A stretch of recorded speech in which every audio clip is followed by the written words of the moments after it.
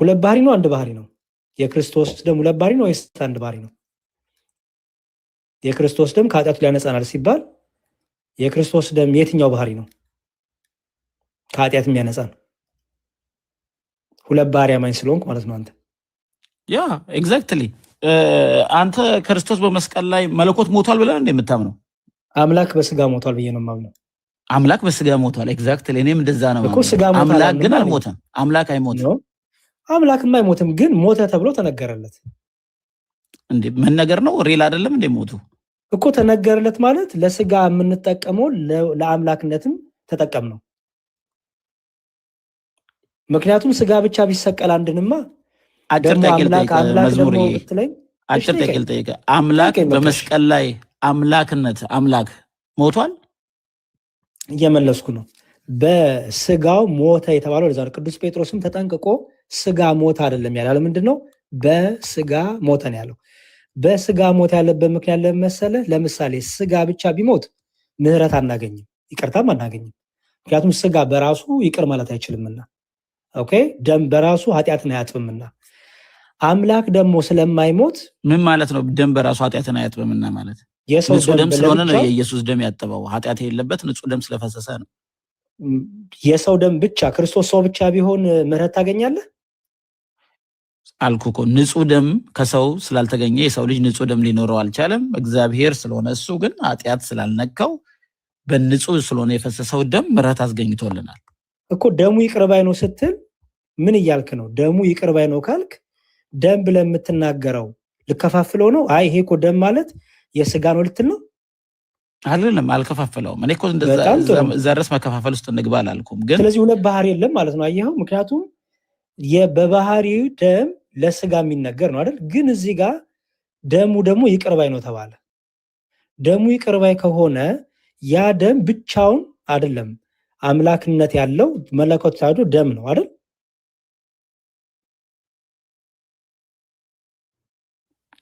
ያ እኔ በዲፊኒሽን እንስማማለን። የቁጥር ነው የምልህ እሱ ነው። አሁን ብጠይቅ ለምሳሌ ክርስቶስ ኢየሱስ ደክሟል አይደል? ጠይቀኝ። እኔ እኮ አንተ እኔ አልጠይቅም አቁኛል። ጠይቀኝ አንተ። ለምሳሌ ደክሟል አይደል? ደከመ፣ በስጋው ደከመ እንላለን። ስለዚህ የትኛው ኔቸሩ ነው? በሰውነቱ አይደል? መለየት አየህ፣ ስጋ እንልማ መድከም የስጋ ነው። ግን ስጋ ደከማ እንልማ ለክርስቶስ ስንናገር፣ ለምሳሌ ስለኔና ስለአንተ ስንናገር ስጋ ደከመ ማንልም። ቢኮዝ አንድ ፐርሰን ነው። ፕሊዝ ሶቨሪን ስትጠይቀኝ እኔ ብቻውን ጠይቀኝ አልኩ ልመልስልህ። ለኔና ለአንተ ሲነገር በስጋ ደከመን አንልም አይደለ? ስጋችን ደከመን እንላለን አይደል? ኢየሱስ ክርስቶስ ግን ስጋው ሰው ብቻ አይደለም። ወይም ያ ደከመ ስንል ሰው ብቻ አይደለም። ምክንያቱም አምላክ በስጋ እንላለን። ኦኬ አምላክ በስጋ ተራበ፣ አምላክ በስጋ ደከመ፣ አምላክ በስጋ ተጠማናል እንጂ ስጋ ተጠማ ስጋ ተራባ አንልም። ይልቁንም አምላክ በስጋ። ለምን አምላክ በስጋ ምን ነው ታዲያ ሶቨሪን? ለምን ስጋ? አሁን ስለ ክርስቶስ ስናገር ስጋው ተራበ ለምን አንልም? መዝሙር እሱ ነው ከሆነ እኔ እቀበላለሁ። እናንተን ዲፋይን ስታደርጉት ማሳይ ነው ያልኩ። ሲደከመው ኢየሱስ ክርስቶስ የኔቸር በሰውነቱ እንደደከመ ወይ ደግሞ የሰውነት ኔቸሩ እንደሆነ በስጋ ነው እያልከኝ ነው አንተ። መድከም ግን ለአምላክነት የሚናገር ምክንያቱም በስጋ ደከመናልና አምላክ ሞተልን ትል አምላክ ሞተልን አትልም እላለሁ። በጣም ፐርፌክት። አምላክ ሞተልን። አሁን አምላኩ መሞት አይገባውም አይደል? በባህሪው ግን ሞተ ተብሎ ተነገረለት አይደል? ዘመን እኮ ሞቷልም ግን በሰውነቱ ነው የሞተው። በጣም ጥሩ። ለምን አሁን ሰውነቱና በሰውነቱ ልዩነቱ ምንድነው? ለምሳሌ አምላክ ሞተ፣ አምላክ በስጋ ሞተና ስጋ ሞተ ስትል ልዩነት አለው ወይስ የለውም? ሜቢ ከከፋፈልከው ሊኖረው ይችላል። ግን ዲፋይን የምናደርግበት ወይ ሞር እኮ ዲፋይን ያደርገዋል ብዬ አስባለሁ። ስጋ ሞተና አምላክ በስጋ ሞተ። የስጋው ነጥለን አናየውማ። አንድ ፐርሰን እኮ ነው። ፐርፌክት። በጣም ጥሩ። አየህ አሁን ነጥለን አናየውም ካልከኝ ምን እያልክ ነው ማለት ነው? ስለ አንድ ባህሪ ነው የምታወራኝ ማለት ነው። ምክንያቱም በዛ ባህሪ ውስጥ መነጣጠል የለም። ይሄ ባህሪ የስጋ ነው፣ ይሄ ባህሪ ለምሳሌ አሁን መድከም የስጋ ባህሪ ነው። አይ በቃ መድከም የስጋ ባህሪ ስለሆነ ስጋ ደከመ ብቻ አትልም። አምላክ በስጋ ብለህ ግን ትናገራለህ። ምክንያቱም አምላክ ሰው ከሆነ በኋላ ለስጋ የሚነገረው ለአምላክነት ይነገራል፣ ለአምላክነት የሚነገረው ለስጋ ይነገራል አይደል? ያ አይ ዶንት ኖ። እኔ ምን ዲቤታችን በጣም ፍሩትፉል ነው ብዬ ኤክስፔክት እያረኩ አይደለም። ምክንያቱም የምናወራው ሁለታችንም ተመሳሳይ ነገር ነው። ተመሳሳይ አይደለም የምናወራው። ኦኬ የግድ አንድ ብለህ እመን ካላልከኝ በስተቀር እያወራን ያለነው ዴፊኒሽኑ ተመሳሳይ ነው። አንተም ሁለት ኔቸር እንዳለው ታምናለህ። አንድ ፐርሰን ላይ ስለሆነ ሁለት ሊባል አይገባም። ቆይ መዝሙርዬ ምንም ጅኒውን ታምናላት በለኛ ወንድም ሌላ ዲቤት አታርገውና ያልኩት ሮንግ ከሆነ እዚህ ጋር ሮንግ ነው ብትለኝ ታምናላት በለኛ አንተ ያንተን ብቻ አስቀምጥ። ቋንዴ ሶቨሬን እኔ አሁን ይኸውልህ በተቻለኝ ጊዜ ካንተ ጋር ሳወራ እንዲህ ታምናለህ አላልኩም። ያንተን ትምህርት ብቻ ይሄ ነው ትምህርት አይደል አለው። የኔ ትምህርት ላይ እንዲህ ታምናለህ አትበለኝ ማላም ነው። እኔ ቃል ስጋ ከሆነ በኋላ ሳስተምር ወይም ስማር ቃል ስጋ ከሆነ በኋላ ሁለት ኔቸር አለው ብዬ አላምንም፣ አላስተምርም። መጽሐፍ ቤተክርስቲያን እንደዚህ አታስተምር። ቃል ስጋ ከሆነ በኋላ እኔ እናንተ የምናወራው ክርስቶስ አንድ አካል አንድ ባህሪ ብዬ ነው እኔ የማምነው። በቃ ይሄን አቋሜን ያዝልኝ። ያንተን አቋም ሪስፔክት አደርግልሃለሁ። የኔ አቋም ግን ያንተ ነው ብለህ ግን እንዳትናገር፣ ምክንያቱም አንድ አይደለም። ኦኬ ፍጹም ሰው ፍጹም አምላክ ኔቸር እንዳለው ታምናለህ? ያ አንድ ፐርሰን ኢየሱስ ክርስቶስ ቃል ስጋ ከሆነ በኋላ ሁለት ኔቸር አላምንም። ፍጹም ሰው ፍጹም አምላክ ነው ብለህ አታምንም? ፍጹም ሰው ፍጹም አምላክ ነው ብዬ ሳምን ማለት እንደሆነ ታውቃለህ? ባጭሩ ንገረኝ። ይሄ ፍጹም ሰው ፍጹም አምላክ ነው ብለህ አታምንም? ትምህርቴን ነው የምነግርህ። ሳምን ስማኝ፣ ሳምን እኔ እንዳንተ አላምንም እኮ አልኩህ። ለዛ ነው አንተ ይሄን ስታምን ሁለት ባህሪ ብለህ ነው መጨረሻ ላይ የምደመድመው። እኔ ደግሞ ነው ፍጹም ሰው ፍጹም አምላክ ስል ከተዋህ ቃል ስጋ ከሆነ በኋላ ፍጹም ሰው ፍጹም አምላክ ነው ስል ሁለት ባህሪ እያልኩ ሳይሆን ፍጹም አምላክነት ለፍጹም ሰውነትም ይነገራል፣ ፍጹም ሰውነትም ለፍጹም አምላክነት ይነገራል እያልኩኝ ነው። ስለዚህ አንድ አካል አንድ ባህሪ ነው ማምነው። ዌል ኦኬ እኔ እንደዛ አላምንም። ፍጹም ሰው በቃ ስለዚህ ኢየሱስ ቆይ ልንገርህ፣ ስጋ የሆነው ቃል ስጋ ሆነ ስለሚል መለኮት የሆነው እግዚአብሔር ሰው ሆኗል። ስለዚህ መለኮትም ነው ሰውም ነው ኢየሱስ ክርስቶስ። ሁለቱን አልቀላቀለውም። ቆይ ሁለቱ አይቀላቀልምም፣ ሁለቱ አይነጣጠልምም። እሺ ማስረጃ ስጠኝ። አሁን አንድ ባህሪ ላልክበት አንድ ባህሪ ነው ላልክበት አንድ ባህሪ ያልከውማ አንተ ነህ። ሶሪ ሁለት ባህሪ ላልክበት ይቅርታ፣ ሁለት ባህሪ ላልክበት ማስረጃ ስጠኝ። መጽሐፍ ቅዱስ ቅድም እንግዲህ የመጀመሪያው ቅድም የነገርኩ ደክሟል ብዬ ነበር አይደል? ክርስቶስ ኢየሱስ ደክሟል። ሰው ነው የሚደክመው። ስጠኝና ላንብብ። እሺ ዮሐንስ 4 ላይ አይተን ቁጥሩን ቆይ ላውጣው። ዮሐንስ 4 ሁለት ባህሪ ልሰጠኝ ነው አይደለ? ሁለት ባህሪ ታሳየኝ ነው። ተራ በተራ ነው ማሳየህ እኮ ገባኝ። ሁለት ባህሪ ዮሐንስ 4 እሺ አንዴ ዮሐንስ 4 ዮሐንስ አንዴ ዮሐንስ 4 ቁጥሩን እሺ ላውጣና ላንብበው። ቆይ አንዴ እኔ ማውጣታለሁ፣ ችግር የለውም። ቃሉን ከነገርክ ወደ መጀመሪያ አካባቢ ዮሐንስ 4 ላይ እሺ ቆይ ያወጣው ነው። እሺ 6 ላይ እንዲህ ይላል ቁጥር ወደዛ ሰማርያውያን እንትን ሲሄድ በዚያም የያዕቆብ ጉድጓድ ነበር። ኢየሱስም መንገድ ከመሄድ ደክሞ በጉድጓድ አጠገብ እንዴ ተቀመጠ። ጊዜውም 6 ሰዓት ያህል ነበር ይላል። ደክሞ ይላል። ደክሞታል። መለኮት አይደክምም። ኃይል ሁሉ የሱ የኃይል ሁሉ ምንጭ የሆነ ነው እግዚአብሔር። ስለዚህ ማን ነው የደከመው ብለን ቆይ አንድ ጊዜ እግዚአብሔር ሊደክም አይችልም። ክርስቶስ ኢየሱስ ግን ፍጹም ሰው ልክ እንደኔ እንዳንተ ስለሆነ ደክመዋል። ይሄ ሂውማን ኔቸሩ ነው። አንድ እኮ የደከመው ምኑ ነው ስለ መልስ ምንድነው? ምኑ ነው ማለት አንድ ሰው ነው ኢየሱስ ክርስቶስ። ሁለት ኔቸር አለው ስላልኩ የሰውም ኔቸር ስላለው ደከመ እኮ። የደከመው የትኛው ባህሪ ነው? ሁለት አማኝ ስለሆንክ አንተ ሁለት ባህሪ አማኝ ስለሆንክ የትኛው ነው የደከመው? ያ ሰው ስለሆነ ደከመ። ሰው ነው ኢየሱስ። እኔ ጠየቅኩ ሁለት ባህሪ አማኝ ነህ። ሁለት ባህሪ አማኝ ስለሆንክ ደከመ ስትል የትኛው ባህሪ ነው የደከመው? ያልደከመና የደከማለ እያልክ ስለሆነ ሁለት ባህሪ አማኝ ስለሆንክ የትኛው ባህሪ ነው የደከመው?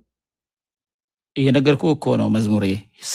ሰው ነው ሰውነቱ ማለት ነው። ሂውማን ኔቸሩ ማለት ነው። ቀጥሎ ኔቸር የምታምና አንተ አይደለ ወንድም ማለት ነገርኩህ እኮ ሂውማን ኔቸር የትኛው ነው ስትለኝ ሂውማን ሰውነቱን እዚህ ጋር ታያለህ። ሂውማን ነው ሊሚቴሽኑን ታያለህ። ስለዚህ ከፍለኸው መድከም የደከመው ስጋው ነው። ስጋው ብቻ ደክሟል እያልከኝ ነው? አላልኩም። ደከመ ነው ያልኩህ። ኢየሱስ ነው የደከመው። ኢየሱስ ግን አምላክ ነው። እንዴት ሊደክም ቻለ? ሰው ነው ደግሞ ፍጹም ሰው ስለሆነ ደከመ። ስለዚህ የትኛው ባህሪ ነው የደከመው? ሁለት ባህሪ አማኝ እናንተ የትኛው ባህሪ ደከመ? ሰውነቱ ሰው ነው። ኢየሱስ ሰው ነው። ያ ነገር ፍጹም ሰው ነው። ስጋውን የደከመው ነው የምትለው? ስጋውን የደከመው ሳይሆን ኢየሱስ ነው የደከመው። ሰው ነው። ኢየሱስ ካልከማ አምላክ ሰው ሆነ እያልክ ነው። ስለዚህ ከአምላክነት የተለየ ሰውነት የለማ። አምላክ ሰው ሆኗል። ሰው ነው ብለን ነው እንጂ የምናምነው ኢየሱስን። ሰውም ነው አምላክም ነው። ሰው ነው ደክሟል።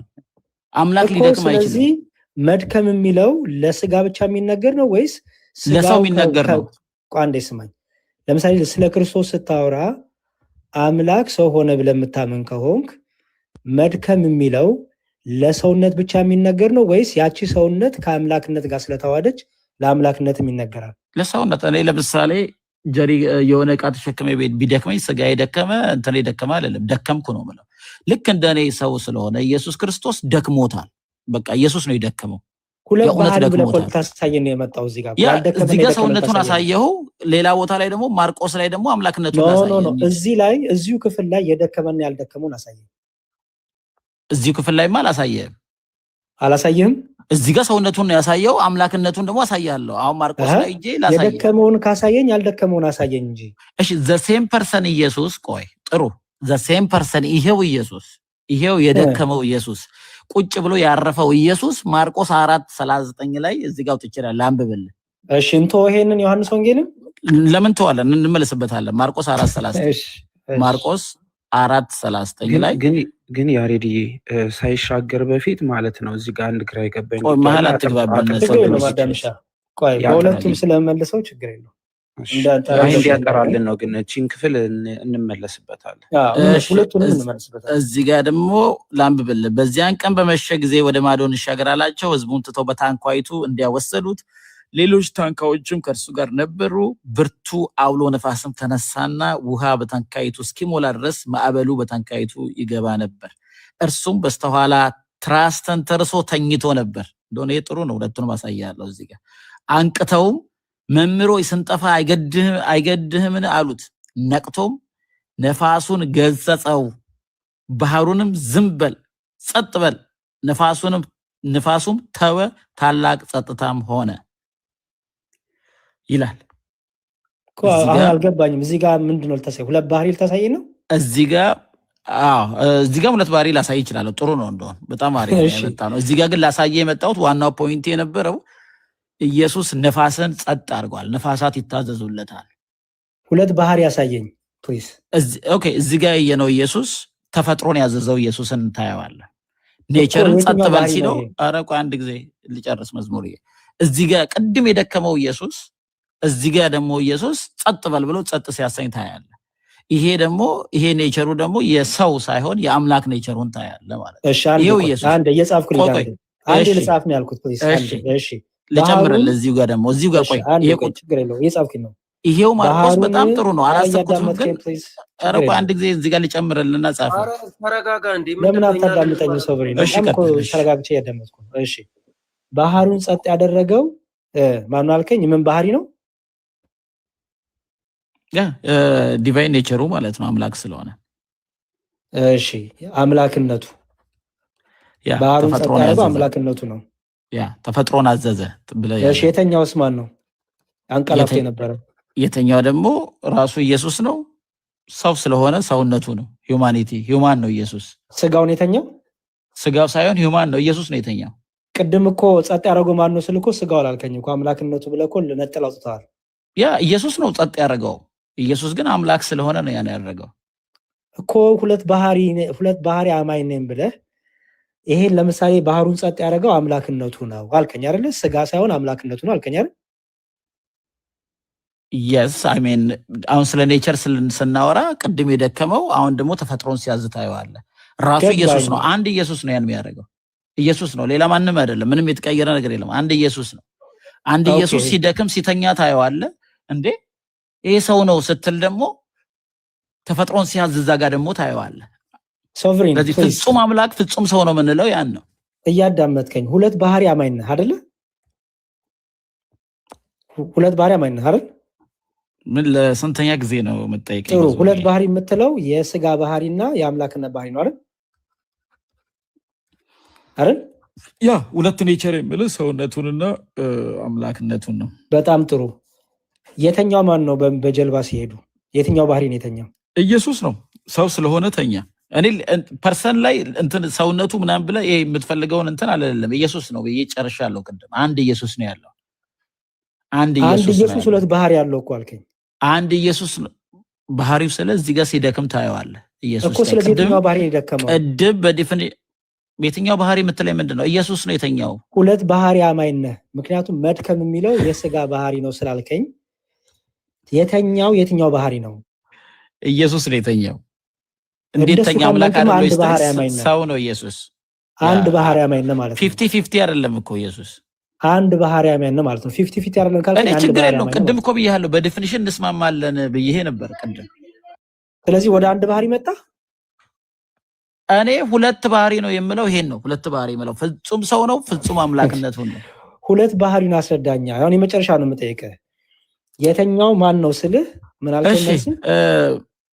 ማርቆስ ቅድም ያነበብኩ 39 ላይ በጣም አሪፍ ነው ለመናገር። እዛ 38 እና 39 እዛው ይሄ ኢየሱስ ማርቆስ እዚህ ነው ያለው እኮ ቅድም ሳይሆን አሁን ያነበብነው። እሺ አይ በጣም አላሰብኩትም ነበር እዚህ ጋር። በእርግጥ ግን እርሱም በስተኋላ ትራስ ተንተርሶ ተኝቶ ነበር ይላል። አምላክ አይተኛም። እዚህ ጋር የትኛው ባህሪ ነው? ሁለት ባህሪ አምላክ አይተኛም። ኢየሱስ እዚህ ጋር ተኝቶ ነበር። ስለዚህ የትኛው ባህሪ ነው የተኛው? ኢየሱስ ነው የተኛው። ይኸውልህ ቆይ ቃሉን እናንበው። ኢየሱስ ነው የተኛው። እዚህ ጋር የተኛው ኢየሱስ ነው። ሁለት ባህሪ አማኝ ነህ። ኢየሱስ የተኛው ኢየሱስ ነው እኮ። የትኛው ባህሪ? ሁለት ባህሪ አማኝ ነህ። ኢየሱስ ሰው ነው። ኢየሱስ ሁለት ባህሪ ያለው አላልከኝም እንዴ? ሁለት ኔቸሮች። ስለዚህ ሁለት ባህሪ ያሳየኛ አሁን እዚህ ውስጥ። እሺ ላሳይ። ጥሩ። አንደኛው የትኛው ባህሪ የትኛው ነው? ይኸው ሰው ስለሆነ ተኝቷል፣ ደክሞት። የትኛው ባህሪው? ሂውማን ኔቸር። ያ ስጋው ማለት ነው። ስጋ ማለት አይደለም። እኔም ሰው ነኝ። አሁን እኔ ደከመኝ ብል ስጋ የደከመ ነው ልል እችላለሁ። እንደ ኤክስፕሬሽን ምንም ችግር ላይ ነው። እኔ ነኝ የደከምኩት እኮ። መድከም የስጋ ባህሪ ነው። እንግዲህ የስጋ ባህሪ የሰውነት ባህሪው የምንለው ለዛ እኮ ነው። የስጋ ባህሪው የሰውነት ባህሪው። የተኛው የደከመው የትኛው ባህሪው ነው? ሁለት ሰውነት ነው። በጣም ጥሩ። ስለዚህ ሰውነት ብቻ ነው የደከመው። የተኛው ብቻ የምትለው አምላክ አይተኛም። ኦኬ። ስለዚህ ሲተኛ መለኮት ከሱ ይለያል። እንዴት ይለያል እንዴ? 1% ምንለው እሱ እኮ 2% እኮ አይደለም 1% ነው። ስለዚህ 1% ከሆነማ ተኛ ሲባል መለኮት ያልተለየው ስጋ ነው የተኛው ማለት ነው። yes exactly። ስለዚህ መለኮት ያልተለየው ስጋ ስለሆነ አንድ ባህሪ ነው ማለት ነው። ያ ሲተኛ ግን መለኮትም ተኝቷል አትልም። ለመለኮት ይነገርለታል። ምክንያቱም በአምላክ ተኛ ነው የምትለው። አልገባኝም። ፖይንት ምንም ተማሳይ ነገር ነው። ተኛ ነው የምትለው። ክርስቶስ አምላካችን ተኛ አይደል የምትለው? አምላካችን ተኛ ልትል ትችላለህ። አምላካችን ግን ፍጹም ሰው ነው፣ ሰውም ነው አምላካችን። ኤግዛክትሊ። እሱን ማን ይክዳል? ተኛ። ለዚህ እኮ ነው ለሰውነት የሚነገረው ለአምላክነትም ይነገራል። ለአምላክነት የሚነገረው ለሰውነትም ይነገራል እኮ ብዬ ለዚህ ነው ቅድም የእኛን ትምህርት የነገርኩ። እኛ ለምሳሌ ተኛ ስንል አምላክ ተኛ እያለን ነው። አየው፣ አምላክ ተኛ ነው። ለምንድን ነው መተኛት? እኮ ለብቻው የአምላክ ባህሪ አይደለም። ግን ክርስቶስ ስንል አምላክ ሰው ሆነ እያልን ስለሆነ ልክ ተራበ፣ ተጠማ፣ ተኛ ስንል ስጋ ብቻ ተራበ፣ ስጋ ብቻ ተጠማ፣ መለኮት ሳይራብ አንልም እኛ። ምክንያቱም ቃል ስጋ ሲሆን ለስጋ የሚነገረው ለአምላክነት የሚነገራልና። ለምሳሌ ተኛ፣ አንዴ ስማኝ አስጨርሰኝ። እኛ አምላክ ተራበ፣ አምላክ ተኛ እንላለን። ምክንያቱም እኛ ሙስሊም አይደለም ክርስቲያኖች ነን። ይህን በኩራት እናገራለን። የእናንተ አምላክ የሚተኛ ነው? አዎ ተኛ እንላለን። ከምን አንጻር ሲባል አምላክ ሰው ስለሆነ ተኛ ተብሎ ይነገርለታል። እሱ ፍጹም ሰው ፍጹም አምላክ ነው። ፍጹም ሰው ፍጹም አምላክ ስንል ግን የሆነ አካል የሆነ ስራ ሲሆን ይሄ ስጋ ስራ፣ ይሄ ስጋ ባህሪ፣ የሆነ ነገር ሲያደርግ ደግሞ ይሄ የመለኮት ባህሪ ያለን ግን አንከፋፍልም። ስለዚህ በስጋው ታመመ፣ በስጋው ተኛ፣ በስጋው አንቀላፋ፣ በስጋው ደከመ እያለን በምትን እንጨምራለን። ለምን? ከስጋው ከመለኮቱ ተለይቶ ስለማይነገር፣ ስጋው ከአምላክነቱ ተለይቶ ስለማይነገር። ስለዚህ ሁለት ባህሪ የለም ማለት ነው፣ መለያየት ስለሌለ።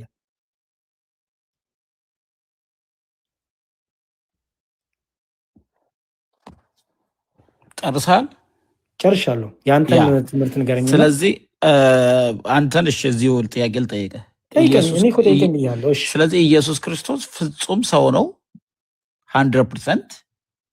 ቅድም እንዳልከው ፍጹም አምላክ ነው ብለናል። ፍጹም ሰው ፍጹም አምላክ፣ ሁለት ኔቸር ነው እያወራን ያለ ነው። ዲቫይን ኔቸር። ቆይ ቃል ስጋ ከሆነ በኋላ አንድ አካል አንድ ባህሪ ነው የምናምነው። ሁለት ባህሪ ነው ያላምንም። እሺ ሁለት ባህሪ ተው፣ ግን በቁጥር አምላክ ባህሪ 100% አምላክ እንደሆነ ታምናለህ አይደል? አንድ እኔም ማምነው ጠይቀኝ ፕሊዝ። እሺ ታምናለህ? 100% ኢየሱስ 100% አምላክ እንደሆነ ታምናለህ? ፍጹም ሰው ፍጹም አምላክ እያምናለሁ። ቆይ መጀመሪያ የጠየኩህ መልስልኝ። 100% አምላክ እንደሆነ ታምናለህ? ለምንድን ነው የማላምነው? እስኪ አሁን ለምን? እሺ አምናለሁ። ጥሩ 100% ኢየሱስ የተባለ ፐርሰን አምላክ ነው ብለኸኛል። ኤግዛክትሊ 100% ኢየሱስ የተባለው አምላክ ሂውማን እንደሆነ ታምናለህ? አምናለሁ። ኤግዛክትሊ ይሄን ነው እኛቱ የምንለው። እንግዲህ አሁን ይሄን ማምናለህ። ቆይ እሺ ቆይ ልበልልህ። ጥያቄን ጠይቀኝ ፕሊዝ። እሺ ወደ ጥያቄ ልሂድ። ስለዚህ ሲተኛ እንግዲህ አሁን ተባብለናል። ይሄን እንግዲህ 100% አምላክ 100% ሰው ብለኸኛል። ሲተኛ አምላክም የተኛ ነው ማለት ነው። ኦኬ ሲተኛ በስጋው ተኛ፣ አምላክ በስጋው ተኛ፣ አምላክ ተኛ ብለን እናገራለን። ምን ማለት ነው? በመተኛቱ መለኮትነቱ አይለየውም ከስጋው፣ አምላክነቱ አይለየውም ከስጋው። ምክንያቱም ለቅስበት እንኳን ለምሳሌ ልክ አንተ ነፍስህ ከስጋ እንደማትለያት ሁሉ ክርስቶስ ቃል ስጋ ከሆነ በኋላ መለኮትነቱ የአምላክነቱ ከስጋ ለቅስበት እንኳን ስለተኛ በቃ መለኮት ተለይቶት ስጋ ብቻ ተኛ አንልም። ስለዚህ ምናለን? በስጋው ተኛ፣ አምላክ በስጋ ተኛ እንላለን። እሱን እኮ ነው የምልህ። አሁን አማርኛውን አንተ በስጋ ለምን ትላለህ ታዲያ? አምላክ ለምን ተኛ አትለኝም ታዲያ? በጣየህ ስለማልከፋፍል ነው። እኔ አልከፋፍልም። አሁን ከፋፈልክ እኮ በስጋ ብለህ እኮ በስጋ አልኩበትን ላስረዳ። አልከፋፈልኩም። ሶቨሬን እኔ እኮ ጴጥሮስም እኮ እንደዚህ የተጠቀመ እኮ ባይዘው ለምሳሌ እኔም እኮ ጴጥሮስ እንደዛ ስለሚጠቀም ነው። እኔ እኮ ከጴጥሮስ ጋር የኔ ሐሳብ ነው የሚስማማው እንጂ አንተ አይደለም። ልመልስልህ። ጴጥሮስ ምን አለ? በስጋው ሞተ አለ አይደል? በስጋው ሞተ። ለምንድን ነው ያለው ብልህ እኔ ጠይቄን ጥያቄ ነው የምጠይቀው። ጴጥሮስ የመለሰው መልስ ነው መልስልህ። ምን ብዬ በለምንድን ነው የምጠቀመው ካልከኝ ጴጥሮስ ራሱ በስጋው ሞተ ስላለ፣ ስለዚህ በስጋው ተራበ፣ በስጋው ሞተ፣ በስጋው ተኛ፣ በስጋው ተገረፈ እንላለን። ይሄ መጽሐፍ ቅዱሳዊ ቃል ነው። ለምን? አምላክ ሰው ከሆነ በኋላ ስጋ ብቻ ተኛ፣ ስጋ ብቻ ተራበ፣ ስጋ ብቻ ተጠማ ስለማንን ስጋው ከአምላክነቱ መነጣጠል፣ መከፋፈል፣ መለወጥ ስለሌለበት ማለት ነው። ስለዚህ ለስጋ የምናገረው ለአምላክነት እንናገራለን። ስለዚህ ቆይ ያሬዶ ሁለት ኔቸር አማኝ እኔ አሁን ከአንተ ዲፊኒሽን ብሰማው ሁለት ኔቸር አማኝ እንደሆነ እሱ አንተ መስማት የፈለግከው ባትል ቆይ አስጨርሰኛ። ባይሆንማ በስጋው ማለትም አያስፈልግም ነበር። በቃ መለኮት ሞተ፣ መለኮት ተኛ አንድ ነው፣ አንድ ስለሆነ እንዲህ ነበር። አሁን ግን ቆይ ልጨርሰልህ። አንተ ራስህ ስናገር በስጋው እያልኩ ስፔሲፊክ እያረክ ነው። አየህ፣ ስፔሲፊክ ካረክ ማድረግ ያለብህ መጠቀቅ ያለብህ መቀላቀል የሌለብህ ነገር አለ ማለት ነው። በስጋው በኩል አምላክም ሞተ ስትል አምላክ ሞተ አትልም። እንዳንተ ግንዛቤ አንድ ኔቸር ከሆነ አምላክ ሞተ ነው የምንለው። አምላክ ሞተ ግን አትልም። ምን ነው የምትለው? በስጋው ሞተ ትላለህ። አየህ፣ አንተ ራሱ ሁለት ኔቸር ኢንዲኬት እያረክ ነው። ኢንዲኬሽን የሚያስፈልገው ሌላ ነገር ሲኖር ነው። ስፔሲፋይ ማድረግ የሚያስፈልገው እንዳይቀላቀል ስታረግ ነው። ይሄን ነው እኛ ሁለት ባህሪ የምንለው። ሁለታችን እንዳላቋርጥ ብዬ ነው። ከጨረስ ጨረስኩ ነው። እሺ ጨርሻለሁ። እሺ አሁን የተናገርከው እኔ ላይ ያለው ውሸት ነው። ያንተን አቋምን ያንተን ወስድላለሁ። እኔ ላይ የተናገርከው ውሸት ነው። እኔ ሁለት ባህሪ አማኝ አይደለሁም። ከቅድም ጀምሮ ደጋግሜ ነግሬያለሁ። እኔ እናንተ የትምህርት ልዩነት አለን። ክርስቶስ ሰው ከሆነ በኋላ አምላክ ቃል ስጋ ከሆነ በኋላ ስግው ቃል የምንለው ለምንድን ነው? ሁለትነት ስለሌለ ነው። ስለዚህ ፍጹም ሰው ፍጹም አምላክ ስንል ምን እያልን ነው? አምላክ የክርስቶስ ገንዘቡ ያደረገው ስጋ ያ ከአምላክነቱ ጋር ለቅስበት እንኳን ተለያይቶ አይታወቅም። ስለዚህ ለስጋ የምንናገረው ለአምላክነት እንናገረዋለን፣ ለአምላክነት እንናገረው ለስጋ እንናገረው። ለምሳሌ በመስቀል ላይ የተሰቀለው ማን ነው ብትለኝ አምላኬ ሞተ እላለሁ። አምላክ በስጋ ሁለቱም ወርድ ይገልጸዋል። በደንብ ስማኝ። በመስቀል ላይ እኮ አምላክ ሞቶላል አሉ አይደለ? አንድ ሰው የማያምን ሰው ሳገኝ ሙስሊም ባገኝ አንተ በመስቀል ላይ እኮ አምላክ ሞቶላል አሉ። በመስቀል ላይ አምላክ ሞቶልሃል ያስኬዳል። በመስቀል ላይ አምላክ በስጋ ሞቶላልም ያስኬዳል። ለምን በላይ?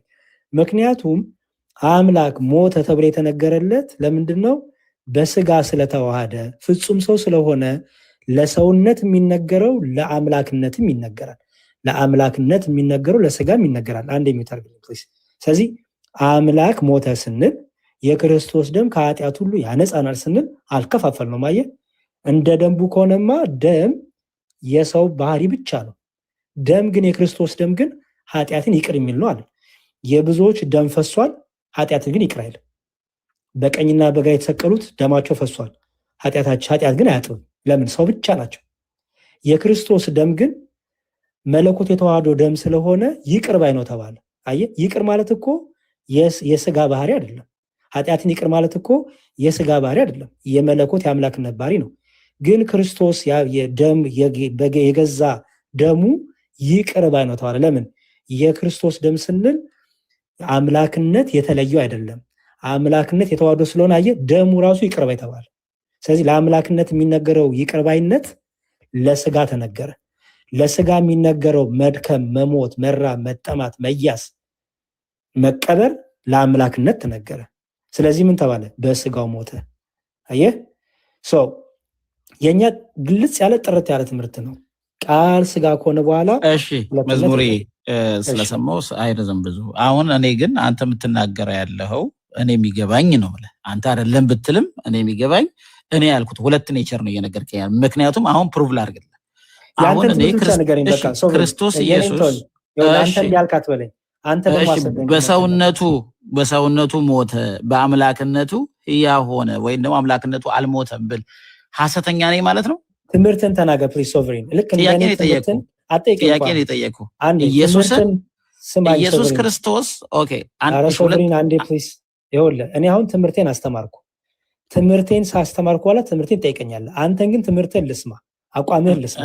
ይሄው ልጠይቅህ። ቆይ መጀመሪያ አትጠይቀኝ። እኔን ትምህርትን ከሰማሁ በኋላ ትጠይቀኛለህ። እስካሁን እኮ ሰምተሃል። ምንድን ነው ትምህርትን? ልክ እኔ ደጋግሜ ትምህርቴን ነግሬያለሁ። አንተም ደጋግመህ ትምህርትን ንገረኝ። እሺ ደጋግመህ ንገረኝ ካልክ ቅድም መጀመሪያ ስንናገር መጀመሪያም ቃል ነበር የሚለው ቃልም እግዚአብሔር ነበር የሚባለው እግዚአብሔር የሆነ ዲቫይን የሆነው ቃል ሰው ሆኗል። ሰው ሲሆን ፍጹም ሰው ነው የሆነው። አምላክነቱን አልተቀየረም ወደ ሰውነት። ስለዚህ ሰው ሆኗል። ሰው ሲሆንም 100% ነው ሰው የሆነው። ከመጀመሪያም አምላክ ነበር። ከድንግል ማርያም የተወለደው ፍጹም ሰው ፍጹም አምላክ ነው። በመጀመሪያም ቃል የነበረ ነው። ከዛም በኋላ ነው ፍጹም ሰው የነበረ ነው። ስለዚህ የሰው ሙሉ 100% ሰው ነው፣ 100%ም አምላክ ነው። መጀመሪያ ቃል ነበር፣ ቃልም እግዚአብሔር ነበር ስለሚል ይህን ማሳያ ደግሞ ብዬ የነገርኩ ያለሁት ኢየሱስ እንደማንኛውም ሲደክመው ነበር። በድካም እንቅልፍ ይዞት ሲር ነበር፣ ሲራብ ነበር። ለምን? ሰው ነው ኢየሱስ 100%። ሌላ ቦታ ላይ ደግሞ ኢየሱስ የአምላክ ባህሪነቱን እናያለን። ምንድነው? አንሊሚትድ ሲሆን እናያለን። ሊሚትድ ሲሆን እናያለን፣ አንሊሚትድ ሲሆን እናያለን። ቅድም ተፈጥሮን ሲያዝ እናያለን፣ ኃጢአት ሲያስተሰርይ እናያለን። አምላክ ብቻ ሊያደርገው የሚችለውን ነገር ሲያደርግ እናየዋለን። ይሄ ኢየሱስ የምንለው ለዛ ኢየሱስ ፍጹም ሰው ነው፣ ፍጹም አምላክ ነው እንላለን። ሳይቀላቀል ሳይነጣጠል። ይሄን ነው እያልኩ ያለሁት። አሁን እኔ ግን አንተን ይሄን ካልኩ ጥያቄ ልጠይቀ፣ አጭር ጥያቄዎች ልጠይቀ። አንደኛ ኢየሱስ ኦኬ አንተ አንድ ኔቸር ነው ካል፣ ቆይ አንድ ኔቸር ነው ካል አንድ ሰንትሮስ ፕሊስ፣ አንድ ጊዜ ፕሊስ፣ ማለት ፕሊስ ለምሳሌ እሺ ልጨርስ አንድ ጊዜ የጀመርኩትን ለኛ ግልጽ እንዲሆነልን እሺ እንዲሆነልን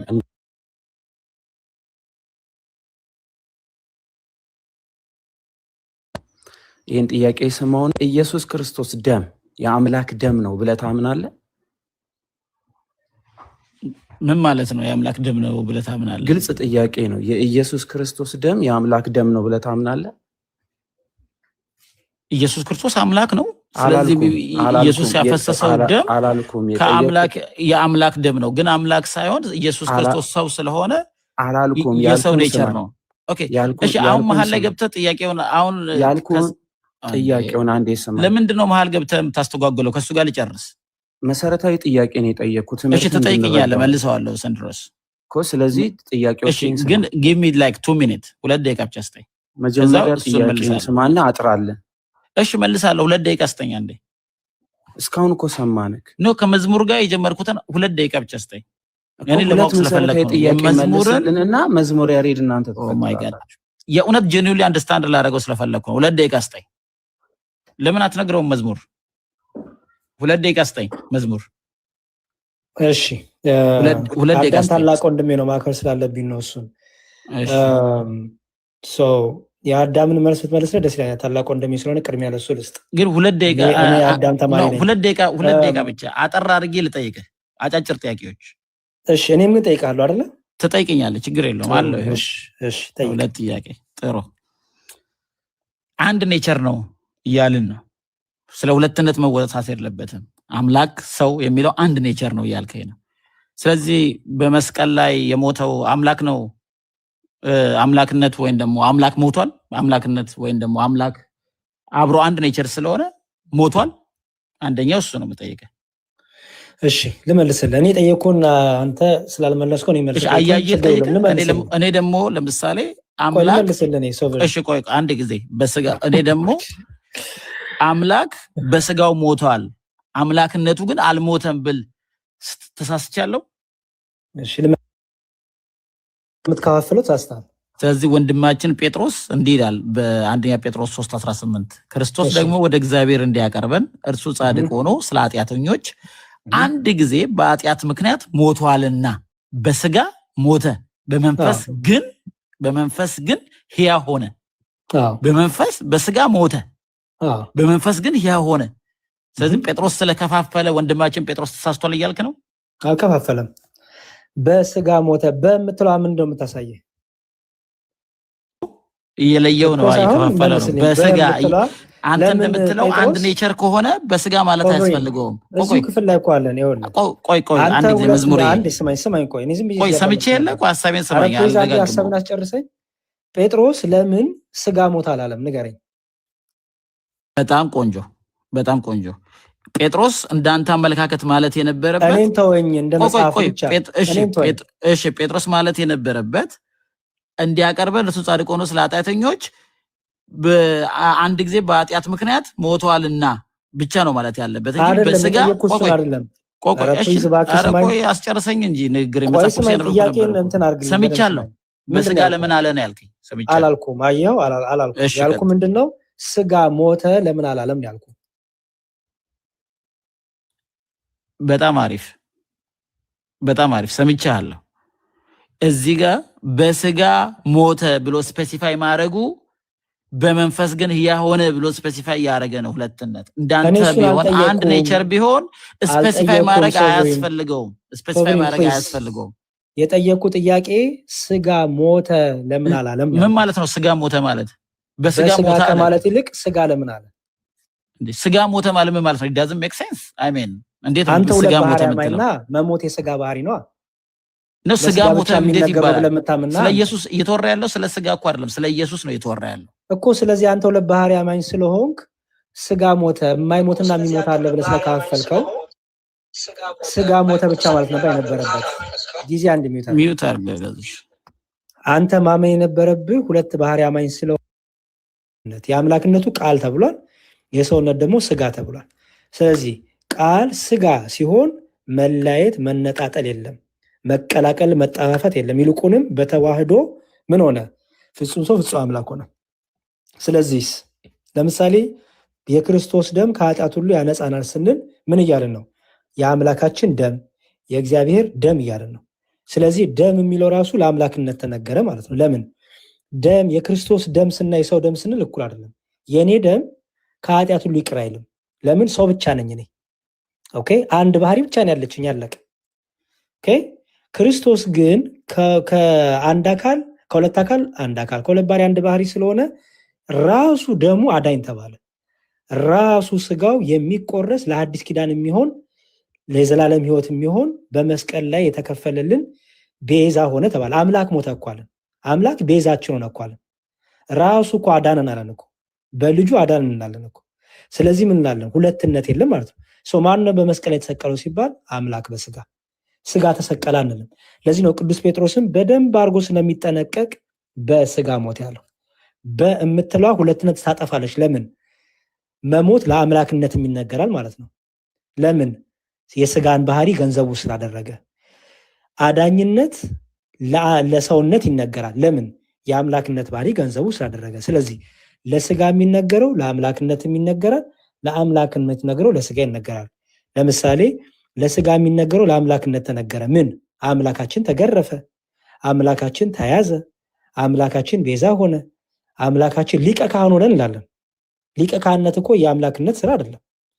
ኦኬ ግንስ በስጋ የሚነገረው ለአምላክነት ተነገረ። ኦኬ ለአምላክነት የሚነገረው ለስጋ ተነገረ። ምን ተብሎ? የክርስቶስ ደም ከኃጢአት ሁሉ ያነጻል ተብሎ። ይሄ እኮ ደም እኮ ለስጋ የሚነገር ነው። ግን የክርስቶስ ደም ግን ፍጹም መለኮት ተዋህዶ ስለሆነ ይቅር ባይ ነው ተባለ። ደሙ የአምላክ ደም ተባለ። የአምላክ ስጋ ተባለ። ኦኬ ቤዛ ተባለ። ቤዛነት እኮ የሰው ነው አይደል? የክርስቶስ ቤዛነት ግን አዳኝነት ያለው ቤዛነት ነው። ክርስቶስ ሊቀ ካህን ተባለ። ሊቀ ካህን ብቻ አይደለም፣ የሚምር ሊቀ ካህን ይባላል። ክርስቶስ የሚምር ሊቀ ካህን ያለው ለምንድን ነው? መማርማ የሰውነት አይደለም። ሊቀ ካህናት እኮ አይምሩም፣ ያስምራሉ እንጂ። ክርስቶስ ግን የሚምር ሊቀ ካህን ነው። ለምን? እርሱ ሊቀ ካህን ቢሆንም ደግሞ መሐሪም ነው፣ ደግሞ አስታራቂም ነው፣ ቤዛ ነው። ስለዚህ ሁለትነት የለም። ራሱ ታራቂ፣ ራሱ አስታራቂ ነው። ቃል ስጋ ከሆነ በኋላ ሁለት ባህሪ የሚባል ነገር የለም። አንዱ ክርስቶስ፣ አንድ ባህሪ፣ አንድ አካል ነው። መከፈል መለወጥ የለበትም ብለን ኦርቶዶክሳዊ ቤተክርስቲያናችን ይህን እርግጥ አድርገን እናስተምራለን። እግዚአብሔር ይስጥልኝ። ሶቨሪን ደግሞ ያንተን ትምህርት አጠቃል። እሺ በአጭሩ ልናገር። መጽሐፍ ቅዱስ በግልጽ ሁለት ሪያሊቲዎችን ወይም ሁለት ኔቸሮችን በአንድ ሰው ወይም በአንድ አካል በዋን ፐርሰን ውስጥ ያሳየናል። ቅድም ለመጥቀስ እንደሞከርኩት ዮሐንስ 4 ላይ ኢየሱስ ደክሟል፣ አርፏል ከድካም የተነሳ ምክንያቱም ሰው ነውና። ኢየሱስ ባህሩን ውሃውን አዞ ተፈጥሮን አዞ ቀጥ አድርጎ አቁሟል በዲቫይን ኔቸር። እዛ ቅድም ሲደክመው የነበረው አምላክም ነው። ደግሞ ለካ ሰዎች የሚገቡበትን ሲያጡ ኢየሱስ ክርስቶስ ባህር ተፈጥሮን ሲያዝ ነበር። ሌላ ቦታ ላይ ደግሞ የመጨረሻውን ቀን እንኳን አያቅም ኢየሱስ፣ ምክንያቱም ሰው ነውና፣ ሁሉን ነገር አያቅም ሰው ነውና። ሌላ ቦታ ላይ ደግሞ ይሄን አይ ቲንክ ማቴዎስ 24 ላይ ነው የምናገኘው። የሰው ልጅ እንኳን የመጨረሻውን ጊዜ መቼ እንደሆነ አያቅም ይላል። ሌላ ቦታ ላይ ደግሞ ዮሐንስ 21 ላይ እርሱ ሁሉን ያውቃል ይላል። he knows all things፣ የማያውቀው ምንም ነገር የለም። ሁሉን አዋቂ ነው። ሁሉን አዋቂ መጽሐፍ ቅዱስ ደግሞ እግዚአብሔር ብቻ ነው ይለናል። ስለዚህ ኢየሱስ እግዚአብሔር ነውና ሁሉን ደግሞ ያውቃል። ይሄ የሚጋጩ የሚደበላለቁ የሚጋጩ ሐሳቦች አይደሉም ወገኖች። ይሄ ሁለት ኔቸር ይባላል። ሁለት ኔቸር ይባላል። ይሄን ደግሞ መስቀል አረጋግጦታል። መስቀሉ አረጋግጦታል። ቅድም ያነበብነው ላይ ጴጥሮስ በአንደኛ ጴጥሮስ 3:18 ላይ ኢየሱስ በስጋው ሞተ ይለናል። በስጋው ብሎ ስፔሲፋይ ያደረገ ምክንያቱም አንደኛ ጢሞቴዎስ ላይ ብናይ 6 ላይ አምላክ የማይሞት ነው ይለናል። አምላክ አንደኛ ጢሞቴዎስ 6:16 እርሱ ብቻ የማይሞት ነው ይላል። አምላክ ሊሞት አይችልም ይላል መጽሐፍ ቅዱስ። አይሞትም አምላክ። እና እንዴት ሞተ ይሄ ኢየሱስ? ጴጥሮስ ተጠንቅቆ ስፔሲፊክ ሲያደርግልን አምላክ ኢየሱስ ክርስቶስን በስጋው ሞተ በመንፈስ ግን ሕያው ሆነ ብሎ ሁለቱንም ኔቸር ስፔሲፋይ ያደርግልናል። መስቀሉ የሁለቱነት ባህሪውን ሁለት ባህሪ እንዳለው ፍጹም ሰው ፍጹም አምላክነቱን አረጋግጦልናል። ኢየሱስ የእውነት ሞቷል።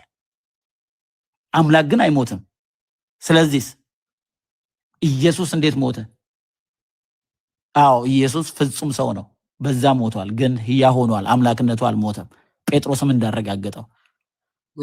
ስለዚህ ኮንክሉድ ላድርግ፣ ልጨርስ። ቆይ ለሱ ታይም ሰጥቷል፣ ልጨርስ። 1 ሰከንድ እንደሱ እንዳንተ አልቆየም። አሳጥርና እሻፌ ውስጥ እሺ፣ በቃ ልጨርሰው። ስለዚህ እያልን ያለነው ይሄን ስንል ደግሞ 2% ሳይሆን 1% አንድ ሰው ነው የተወለደው። የእግዚአብሔር ልጅ ኢየሱስ ክርስቶስ ነው 1%። የሞተው የእግዚአብሔር ልጅ ኢየሱስ ክርስቶስ ነው 1%። ከሞት የተነሳው የእግዚአብሔር ልጅ ኢየሱስ ክርስቶስ ነው 1%። ይሄ ሁሉ ሲሆን ስለዚህ 2% ሳን አክት ያደርጋሉት 1% ነው፣ ግን በሁለት ኔቸር። ይሄን ነው 1% ሁለት ኔቸር የምንለው። ቴንክ ዩ ጨርሻለሁ። እሺ መልካም ጊዜ ይስጥልን። ሚዩት አድርግልንና ያው ለኛ ልጆች አሁን የተነገረ የስተት ትምህርት ስላለ ይሄ ትምህርት አሁን የተናገረው ለፕሮቴስታንት የሚስማማ ነው። ፕሮቴስታንቶች መውሰድ ትችላላችሁ፣ መብታችሁ ነው። አሁን ግን የተነገረው ግን ከፍጹም ኦርቶዶክስ ያልሆነ የጥንቷ ቤተክርስቲያን እምነት ያልሆነ ትምህርት ነው። እሱ ምንድነው? የማቴዎስ ወንጌል ምዕራፍ 24 ላይ ያለው ስለዛች ቀንና ስለዛች ሰዓት የሚለው አያውቅም የሚል ነገር አንስቶልናልና እንደዛ ከሆነማ ሙስሊምም እንደዛ አንብቦ እንደዛ የተረጎመው እኮ ሙስሊሞች ራሳቸው ይህን ክፍል እንዲሁም ክርስቶስ አያውቅም ለማለት ይህን ይጠቅሳሉ። ስለዚህ እኛ ኦርቶዶክሳውያን ይህንን ታዲያ እንዴት ነው የምንመልሰው የሚለውን ምክንያቱም ማስተካከል የኛን ሰው የሰማውን ነገር ቶሎ ማረም ስላለብን ላርምና አዳምሻ ትቀጥላለህ። ትንሽ ዝቅ አድርገው ርዕሱን መስፍኔ።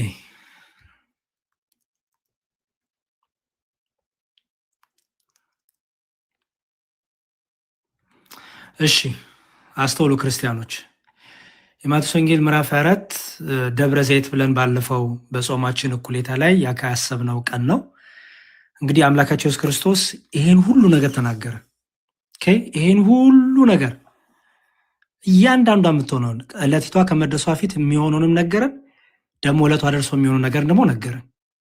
ኦኬ፣ እንዲያውም ይላል መሰላችሁ፣ ሁሉንም አላነብም። እንዲያውም ይላል በዛችም ወራት በዚያን ጊዜ እነዚያ ቀኖች በዚያን ጊዜ አያችሁት? ጊዜ ቀን ጊዜ ቀን ጌታ እየገመተ አይደለም። ኦኬ፣ በዚያን ጊዜ ሲል ጊዜ የሚባለው ምን አለው? በውስጡ ቀን አለው፣ ሰዓት አለው፣ ዕለት አለው፣ ሌሊት አለው፣ ቀን አለው አይደል? እንዲያውም በአቆጣጠር አንድ ቀን አንድ ማታም ሆነ ከዛ ጠዋትም ሆነ ሌሊትም ሆነ ጠዋትም ሆነ አንድ ቀን አይደል? ስለዚህ ጊዜ ሲባል ሰዓትንም ዕለትንም ቀንንም ሁሉ የያዘ ነው፣ ሌሊትንም የያዘ ነው ማለት ነው። ስለዚህ አምላካችን ኢየሱስ ክርስቶስ በዛችም ወራት ይላል፣ የታወቀች ናት ወራቷ ቀኗ፣ በዚያችም ቀን ይላል እና ጌታ አሁን ለምሳሌ እንደ ሜትሮሎጂስቶች እኮ አይደለም ጌታ፣ ክብር ይግባው ለወጡ ስብሐት። ሜትሮሎጂስቶች በዚህ ቀን ቢሉ ሊሆንም ላይሆንም ይችላል፣ በዚህ ሰዓት ይዘንባል ቢሉ ሊሆንም ላይሆንም ይችላል። ክርስቶስ ግን በዚያች ቀን ሲል የሚሆነውን ያችን ቀን ነው፣ በዛች ዕለትም ሲል ያችን ዕለት ነው የሚናገረው። ኦኬ፣ ስለዚህ ምንም አይነት የእውቀት ክፍተት የማወቅ ያለማወቅ ነገር ክርስቶስ ዘንድ የለበትም። ኦኬ፣ ታዲያ ምንድን ነው ሲባል እሺ ጌታ እንዲህ አለ። ቁጥር 36 ዝቅ ብሎ ይህን ሁሉ ከነገረን በኋላ አስተውሉ ክርስቲያኖች፣ እንዲሁም ይላል ከዛችም ወራት መከራ በኋላ ወዲያው ፀሐይ ይጨልማል፣ ጨረቃም ብርሃን አትሰጥም፣ ከዋክብትም ከሰማይ ይወድቃሉ፣ የሰማይ ኃይላትም ይነዋወጣሉ። በዚያን ጊዜም አስተውሉ ክርስቲያኖቹ በደንብ ምንድነው የሚለው? በዚያን ጊዜም በጌታ ዘንድ ጊዜ ስትባል የተሰፈረች ታወቀች፣ ሰዓቷ ቀኗ ሁሉ የተቆረጠች ናት በጌታ ዘንድ። በዚያን ጊዜም የሰው ልጅ ምልክት በሰማይ ይታያል። በየትኛው ጊዜ? ጌታ በሚመጣበት በዛች ጊዜ በዛች ቀን። የሰው ልጅ ያለው ራሱን እና የሚመጣበትን ቀን አያውቀውም ጌታ። የሰው ልጅ እያለ እኮ ነው ራሱን የሰው ልጅ ብሎ በዚያች ቀን በሰማያዊ ምልክት ይታያል። በዚያም ጊዜ አሁንም ይዩት፣ በዚያን ጊዜም የምድር ወገኖች ሁሉ ዋይ ዋይ ይላሉ። ለምሳሌ አዳምሻ በሆነ ጊዜ እኮ ወይ ደግሞ እስቲ ቆይ ከአንድ ከአምስት ከስድስት ቀን በኋላ ቢል ግምት ነው የሚናገረው። ግምት ነው የሚናገረው። ለወደፊቱ ስንናገርኛ በግምት ነው የምንናገረው፣ ምክንያቱም ከእውቀት ከፍለን ነው የምናውቀው። ክርስቶስ ግን በዚያን ጊዜ ሲል እውቀት ተከፍሎ የለበትም። ፍጹም አምላክ ነው፣ ፍጹም ሰው ነው። የሰው ልጅ ስለሆነ የሰው ልጅ ይላል ራሱ። በዚያን ጊዜም ሲል ደግሞ እውቀቱን ማወቁን ያሳያል። ኦኬ፣ ከዛም ይላል መላእክቱንም ከታላቅ መለከት ድምፅ ጋር ይልካቸዋል።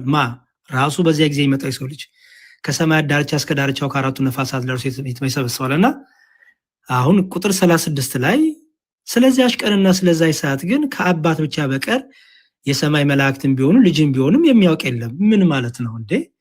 ጌታችን ኢየሱስ ክርስቶስ በዚያች ቀን በዛች ሰዓት እንዲህ ብሎ መጨረሻ ላይ አላቅም እያለ ነው? አይደለም። እንዴት ይሆናል? በዚያን ጊዜ የሰው ልጅ ምልክት በሰማይ ይታያል፣ ስለራሱ መምጣት የተናገረ በዚያን ጊዜ ብሎ እዚህ ጋር ቀኗን ያውቃትም ልል ነው? አይደለም። ቀኗን እንደሚያውቃት እዚሁ መልስ ልስጣችሁ። ስለዚያች ቀንና ስለዚያች ሰዓት ግን ከአባት ብቻ በቀር የሰማይ መላእክትም ቢሆኑ ልጅም ቢሆን የሚያውቅ የለም። እና መንፈስ ቅዱስ ሳያውቅም እንደዚህ ጋር ከአባት ብቻ በቀር ስለተባለ አብ ብቻ ነው የሚያውቀው። በቃ መንፈስ ቅዱስ አያውቅም፣ ወልድ ሳያውቅም እየተባለ ነው።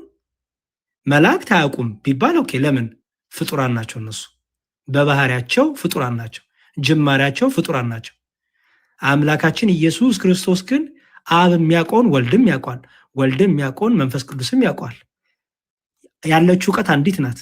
አንዲት እውቀት ናት። በስላሴ ዘንድ የእውቀት መካፈል፣ መተናነስ፣ መቀዳደም የለም። አብ የሚያውቃትን ሁሉ ወልድ ያውቃታል። ለምን ቢባል አብ በኖረበት ዘመን ሁሉ ወልድም ነበረ። ስለዚህ ወልድ ምን አለ ሲያስተምር ትዝ ይላችኋል? አባቴ እስከዛሬ ይሰራል እኔም ደግሞ እሰራለሁ አለ። ስለዚህ ከአብ እኩል የሚሰራ ነው። አብ የሚሰራውን ወልድም ይሰራዋል። በአብ የታሰበችው በወልድም ትታሰባለች። በአብ የታወቀችው በአብም በወልድም በመንፈስ ቅዱስ ትታወቃለች። በስላሴ ዘንድ መለያየት የለምና፣ የፈቃድ የእውቀት መለያየት የለምና። ኦኬ። ከዛ እዚህ ብሎ ምን አለ ይሁት ጌታችሁ አለ። ጌታችሁ እዚህ ቁጥር 42 ላይ መልሱን ሲመልስ ጌታችሁ በምን ሰዓት እንደሚመጣ አታውቁምና እንግዲህ ንቁ፣ ያን ግን እወቁ አለ። አስተውሉ። ጌታችሁ አለው ራሱን ነው። በምን ሰዓት እንደሚመጣ አታውቁምና እነማ? እኛ ስጋ ለባሽ አያውቀውም። ከስጋ ለባሽ እቺ እውቀት የተሰወረች ናት። ከስጋ ለባሽ እኛ አናውቀውም። ይሄንን ለምን? ስጋ ለባሽ ብቻ ነን። ኢየሱስ ክርስቶስ ግን በስጋ የተገለጠ አምላክ ነው። ከሱ የተሰወረ እውቀት የለም። ስለዚህ ከኛ የተሰወረች ስለሆነች ምን አለ? አታውቁምና ንቁ አለና ከዛ እዩ ያን ግን እወቁ። ምን እወቁ አለ ጌታ? ባለቤት ከሌሊቱ በየትኛው ክፍል ሌባ እንደሚመጣ ቢያውቅ ኖሮ፣ ይኸው መልሷ እዚህ ጋር ባለቤት በሌሊቱ በየትኛው ክፍል ሌባ እንደሚመጣ ቢያውቅ ኖሮ በነቃ ቤቱን ሊቆፍር ባልተው ነበር። ስለዚህም እናንተ ተዘጋጅታችሁ ኑሩ፣ የሰው ልጅ በማታስቡበት ሰዓት ይመጣልና። ኦኬ። ይኸው ይሁት ሌባ ለምሳሌ ሶቨሪን ወንድሜ ጋር ሊመጣ ቢፈልግ አይነግረውም ወይ? አዳምሻ ጋር ሌባ ቢመጣ መስፍኔ ጋር እንደም ይምጣ፣ ባለሀብቱ እሱ ነው። እኔና ሶቨሪን ምንም የለንም፣ እስክሪብቶ ነው የሚሰርቀን። ሌባ መስፍኔ ነጋዴ ነው። መስፍኔ ጋር ሊመጣ ሲል በል መስፍኔ እንግዲህ በሻንጣ ያሉትን ከተት አርገ፣ ሻንጣም ከሌለ በፌስታል አርገ፣ በኩርቱ ፌስታል አዘጋጅ ጠብቀኝ ይለዋል አይለውም። ሌባው የሚመጣበትን ሰዓት ያውቀዋል። ሌባው የሚመጣበትን ሰዓት፣ የሚቆፍርበትን ሰዓት ሌባው ኦልሬዲ ወስኗል፣ ያውቃል። አስተውሉ። ባለቤቱ ግን ያውቅ። ስለዚህ ባለቤቱ እለት ተጠንቅቆ በሩን ቆልፎ፣ መስፍኔ ማለት ነው፣ በሩን ይቆልፋል፣ ቁልፍ ያረጋል፣ ሰረገላ ያረጋል፣ ብዙ ነገር ያረጋል። ውሻም ተናካሽ ውሻ አለም ይላል ከፈለገ ውሻ ባይኖረውም ጽሁፉ ራሱ ያስፈራራል ኢትዮጵያ። ሌባ ግን ጠብቆ ሰዓቷን ቀኗን ቆርጦ ይመጣል። ሌባውማ ያውቃታል ያችን ቀን፣ ተሰራቂው ሰው ግን አያውቀውም። ስለዚህ ጌታ ምን አለ? ባለቤቱ ከሌሊቱ በየትኛው ክፍል ሌባ እንዲመጣ ቢያውቅ ኖሮ። አያችሁ፣ የማያውቀው ማን ነው? የሚዘረፈው። ሌባው ግን ያውቃል። በነቃ ቤቱን ሊቆፍር ባልተው ነበር። ስለዚህ አለ ጌታ እናንተ ደግሞ ተዘጋጅታችሁ ኑሩ፣ የሰው ልጅ በማታስቡበት ሰዓት ይመጣል። ራሱን ጌታ በሌባ መሰለ። ለምን ቢባል የሚመጣበትን ዕለቷን፣ ሰዓቷን፣ ቀኗን እርሱ በፈቃዱ ያውቃልና። የአብ እውቀት የወልድም የመንፈስ ቅዱስም ናትና። ስለዚህ ክርስቶስ ያውቃታል። ታዲያ እዚህ ጋር አያውቃትም ሲል ምን ማለት ነው ሲባል ክርስቶስ አላውቃትም ያለ ነው አይደለም። አንደኛ ስጋ ለባሽ ሆነን እርሱ ሁለተኛው አዳም ስለሚባል ስጋ ለባሽ ስለሆነ እኛ ሰዎች ይህን እንደማናቅ ከፍጥረት የተሰወረ እንደሆነ ከፍጥረታት የተሰወረ እንደሆነ ለማሳየት ምን አለ ጌታ? ስጋ ለባሽ ሆኖ ሁሉ አያውቀውም። የሰው ልጅ ብሎ አንድም እኛ ጠቅላላ ስጋ ለባሾች፣ አንድም ደግሞ የተዋሃደው ያ ስጋ በባህሪው ምንድን ነው? አላዋቂ ስጋ አይደለ? ስለዚህ አላዋቂያን ናችሁ እናንተ ከእውቀት ከፍላችሁ ነው የምታውቁት እያለ እየተናገረ ነው ጌታ። በጣም ፐርፌክት፣ ይሄን ያዙ። ስለዚህ ክርስቶስ ግን ያውቃል። እዚህ ጋር ታዲያ አላቅም እያለ ግን አይደለም። አስተውለዋንም። ሌላው ፍቺ ምንድን ነው? ለምሳሌ አንድ ቃል ላሳያችሁ። እሺ፣ እስቲ ይህን ክፍል እንዴት ብላችሁ እንደምታነቡት ማወቅ እፈልጋለሁ። እዚህ ቆሮንቶስ ላይ እንዲህ የሚል ቃል አለ። እሺ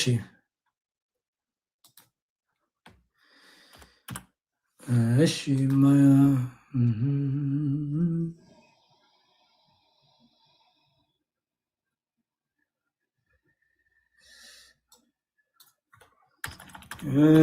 አንድ ሺ ይቅርታ። እሺ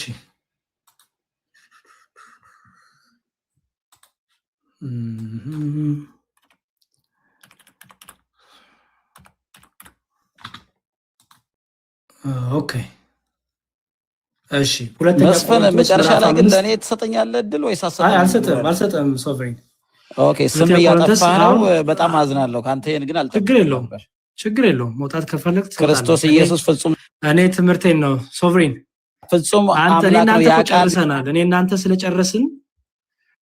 ስለጨረስን አሁን መቀመጥ አይጠበቅብህም። አንተ የተናገርከውን ለኛ ስተት የሆነው ትምህርት ነው የማሳየው። ምንም አንተ ለአንተ ነው እንደምሰጠው። አንተ ፕሮቴስታንት ነህ፣ ከአንተ እንማርኛ። እሺ እዩ ክርስቲያኖች እዚህ ጋር ኦኬ ሁለተኛ ቆሮንቶስ ምዕራፍ 5 ቁጥር 21 ሁለተኛ ቆሮንቶስ ምዕራፍ 5 ቁጥር 21 ላይ ይላል እኛ በእርሱ ሆነ የእግዚአብሔር ጽድቅ እንሆን ዘንድ ኃጢአት ያላወቀውን እርሱን ስለኛ ኃጢአት አደረገው። ክርስቲያኖች ኮሜንት ላይ መልሱልኝ። ክርስቶስ ኃጢአትን አያውቃትም ሲባል ምን ማለት ይመስላችኋል? ክርስቶስ ኃጢአትን አያውቃትም ሲባል ኮሜንት ላይ መልሱልኝ። ክርስቶስ ኃጢአትን አያውቃትም ሲባል ምን ማለት ነው? ኮሜንት ቶሎ በሉ ገስት ላይ ከማስመለስ በፊት ኃጢአትን አያውቃትም ሲባል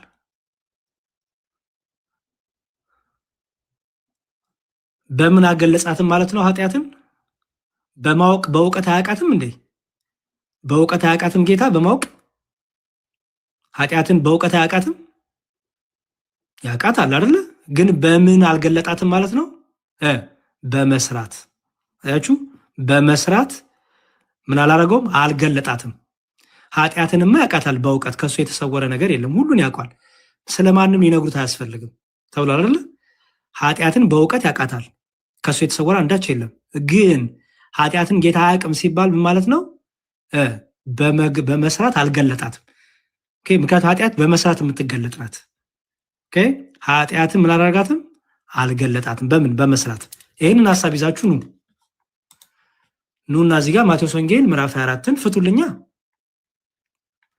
ስለዛሽ ቀንና ስለዛሽ ሰዓት ልጅም ቢሆን አያውቅም ሲል ፍቱልኛ። ጎበዞች አሁን ገብቷቸዋል ማለት ነው መልሴ።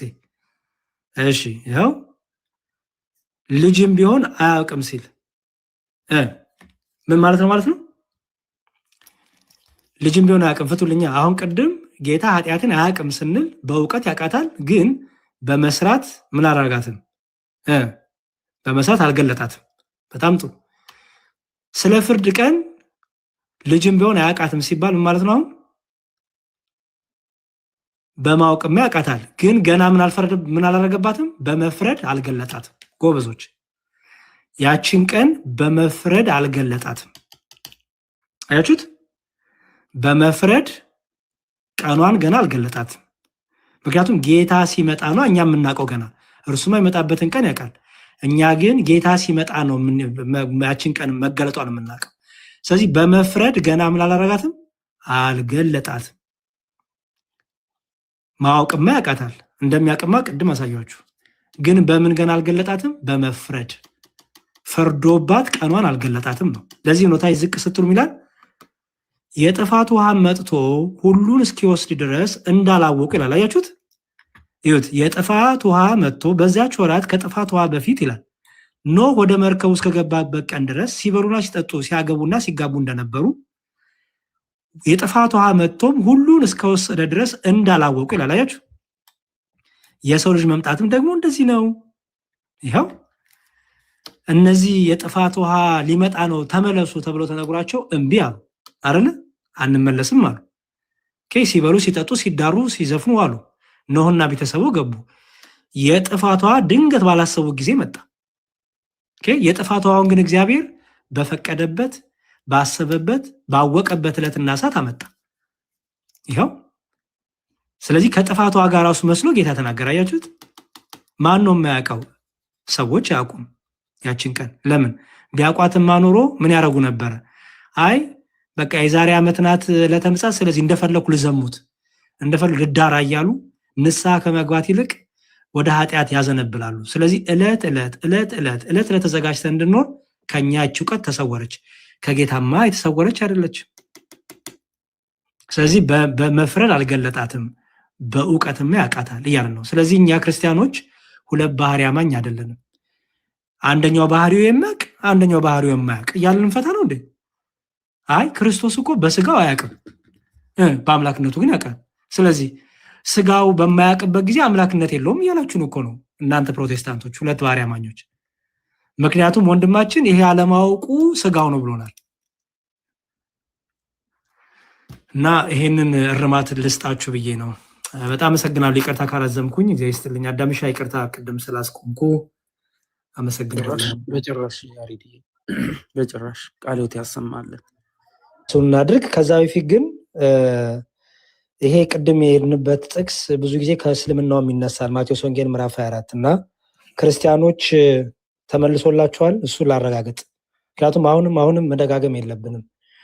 ብዙ ጊዜ ከእስልምና የሚነሳ ትልቅ ነጥብ ነው። ያው እኛ ስንጠይቅና ፕሮቴስታንቶች ሲጠይቁ እኩል እንደማይመልሱ ያያችሁት ነው። ገብቷቸዋል። ማቴዎስ ወንጌል ምዕራፍ 24 ስለዛች ቀንና ስለዛ ሴት የሚለው እሱን እርግጥ አድርጌ ማለት ስለምፈልግ ነው። ይቅርታ መስፍኔ፣ በጣም አሪፍ።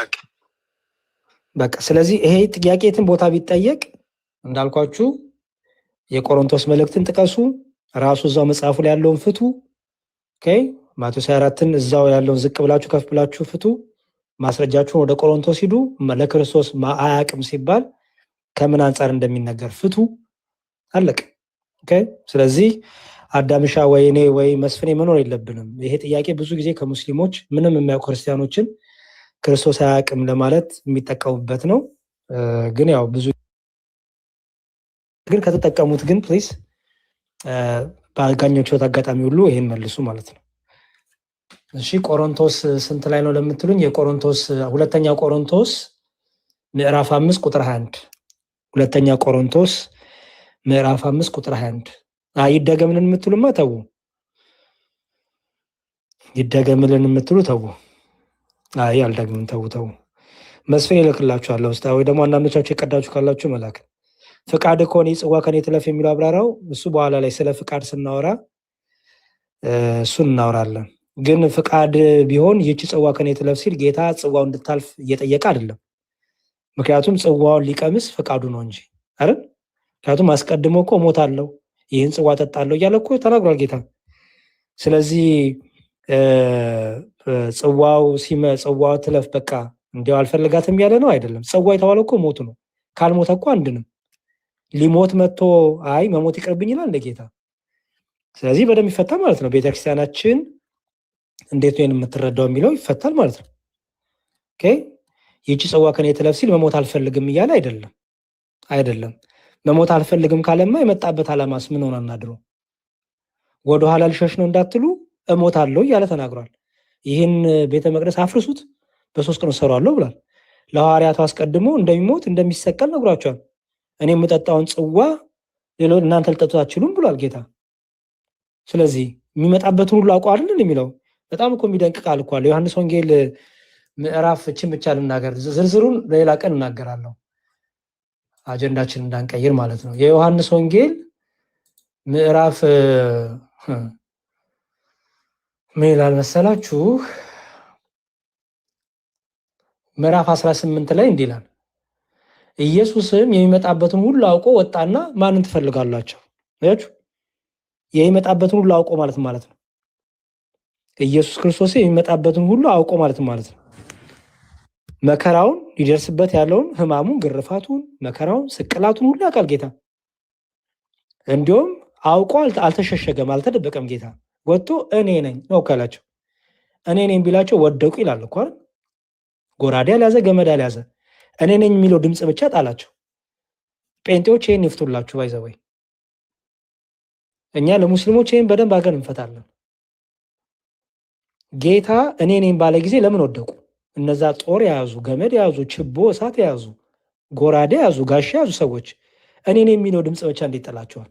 ይኸው አንብቡት እንደምን እኔ ነኝ ባላቸው ጊዜ ወደኋላ አፈግፍገው በምድር ላይ ወደቁ ይላል። ለምን ወደቁ? በምድር ላይ አልተደባደባቸው ጌታ። ሁለተኛ ጊዜ ላይ ደግሞ እኔ ነኝ ሲላቸው ደግሞ ያዙት ይላል። የመጀመሪያ ጊዜ ላይ ለምንድን ነው ያልያዙት? ሁለተኛ ጊዜ ለምንድን ነው ያዙት? ሁለተኛ ጊዜም እኮ እኔ ነኝ ብሏል፣ ግን አልወደቁም። ሁለተኛ ጊዜ ላይ አስተውሉ ክርስቲያኖች፣ በደንብ አስተውሉ። ለዚህ ነው ቤተክርስቲያናችን በመጽሐፍ ቅዱስን በምላት ነው የምንረዳው፣ በጥቅስ አይደለም። እኛ በምላት ነው የምንረዳው፣ በአውድ እና በምላት ያችሁ። ስለዚህ በፈቃዱ ነው የሞተላቸው። አያችሁ፣ እነሱ ስላቀዱ፣ እነሱ ስላሰቡ፣ እነሱ የሆነ ቀን ቆርጠው ስለመጡ አይደለም ጌታን የያዙት፣ ፈቅዶላቸው ነው የተያዘው። ጌታ ሞተ ብንል በፈቃዱ እያልን ነው። ተጠማ ብንል በፈቃዱ። እኔና እናንተ ብንጠማ በፈቃዳችን አይደለም የምንጠማው አይደለ? ተፈጥሯቸው ነው የምንጠማው። ጌታ ግን ቢጠማ በፈቃዱ፣ ቢጾም በፈቃዱ፣ ቢገረፍ በፈቃዱ እንላለን እኮ ፈቅዶ። እንዲሁም ተናግሯል እኮ ጌታ አባቴን እኮ ብጠይቀው 1000 መላእክት መጥቶ እኮ በአንዴ ምን ያደርጋሉ? እነዚህን እኮ ሰው ሁሎቹ ማጥፋት ይችላሉ አለ። ኦኬ፣ የሚታዘዙለት መልአክ አለ። ጌታ ግን በፈቃዱ ስለተያዘ ምን አለ? ዝም አለ። ስለዚህ አስተውሉ። በፈቃዱ እንደተያዘላቸው ለማሳየት የመጀመሪያ እኔ ነኝ ሲላቸው ወደቁ። በቃሉ ንግግር ብቻ ወደቁ። ሁለተኛ ጊዜ ደግሞ እኔ ነኝ የሚለው ደግሞ በፈቃዱ እጁን ሰጣቸው ማለት ነው እንጂ እነሱ ጦር ስለያዙ፣ ጎራዴ ስለያዙ፣ እንዲያው ገመድ ስለያዙ ጌታ ፈርቶ የተያዘላቸው አይደለም። ጌታማ የሚመጣበት ሁሉ ያውቃል። ስለዚህ ይህች ጽዋ ከኔ ትለፍ ሲል አባቶቻችን በትርጓሜያችን እነ ዮሐንስ አፈወርቅም ሌሎችም ምን ብሎ ያስቀምጡታል? ለእኛ ምን ሊሆነን ምሳሌና አርያ ሊሆነን መከራ ሲመጣብን፣ ፈተና ሲመጣብን፣ በክርስትናችን ሕማም መከራ ሲመጣብን ምን እንድንል? ጌታ ሆይ ብትፈቅድ ይህችን ጽዋ ከኔ ያሳልፍ እንድንል። ምክንያቱም ጌታ በመስቀሉ ሕማም እንኳን እኛን እያስተማረን ነበር። ምን የሚረግሟችሁን ሁሉ እንበሉ፣ መርቁ፣ ለሚያሳዷችሁ ጸልዩ ብሎ አስተምሮናል። ስለዚህ በመስቀል ላይ የነበረውም ሁሉ ያን ያስተማረውን በህይወት እያሳየን ነው። ጌታ የቃልም የተግባርም መምህራችን ነው። ስለዚህ ይህች ጽዋ ከኔ ትለፍ ሲል ፈርቶ አይደለም። የሞቷን ጽዋ ላለመቅመስም ፈልጎ አይደለም። የመጣበት ዓላማ ይሄ ስለሆነ ይልቁንም እኔና እናንተን ወክሎ ስለሆነ ክርስቶስ ቤዛ ስለሆነ ምትክ ስለሆነ የአዳምን ጩኸት ስለሆነ እየጮኸ ያለው አምላኬ አምላኬ ለምን ተውከኝ ቢል አብ ከሱ በልጦ አይደለም። እርሱ ከአብ አንሶስ አይደለም። ይልቁንም ምን ለማድረግ ነው? አንደኛ ትንቢት ለመፈጸም በዳዊት መዝሙር ምዕራፍ 22 ላይ ያለው ለመፈጸም ምዕራፍ 21 ወይ ምዕራፍ 22። ሁለተኛ ደግሞ የአዳምና የልጆቹን ይዙም ጩኸት እየጮኸ ስለሆነ ታራቂም አስተራቂም ሊቀ ካህናችን አይደል እንዴ? የሚምል ሊቀ ካህናችን አይደል? አያችሁ። ስለዚህ በዚህ በፈቃድ ውስጥ በዚህ በሞቱ ጽዋ ውስጥ የተለየ ፈቃድ የለውም ማለት ነው። እርሱ መሞት ነው የሚፈልገው። ስለዚህ ምን አለ? ያንተ ፈቃድ ይሁን አለ። ለምን? የተለየ ፈቃድ የለውማ። ይህች ጽዋ ከኔ ትለፍ፣ ብትፈቅድ ከኔ ትለፍ፣ ደግሞ ብትወድ። ስለዚህ የአብ ፈቃድ የወልድም ናትና ወልድ ሊሰራት የመጣት ነገር የአብም ፈቃድ ናትና እርሱ የተለየ ፈቃድ የለውም። ስለዚህ የአባቱ ፈቃድ እንዲሞት ነው፣ የአብን ፈቃድ የወልድን ፈቃድ ያችን ጽዋ እንዲቀምስ ነውና ቤዛ እንዲሆን ነውና ይህን ሲያሳይ፣ ሁለተኛ ደግሞ መከራ ሕማም ሲያጸኑብን ምን እንድንል? ፈቃድ ይሁን፣ ፈቃድ ቢሆን አጽናኝ እንድንል። ፈቃድ ቢሆን ይህችን ጽዋ አሳልፍ ከኔ፣ ካልሆነ ግን ደግሞ ምጸናበትን የምበረታበትን ደግሞ እንድንል። ለምሳሌ ማን ነው? ሶስቱ ህፃናት ትንቢተ ዳንኤል ያሉት እዚህ ይሏቸዋል። አናንያ፣ አዛርያ፣ ሚሳኤል ምንድን ነው ያሉት?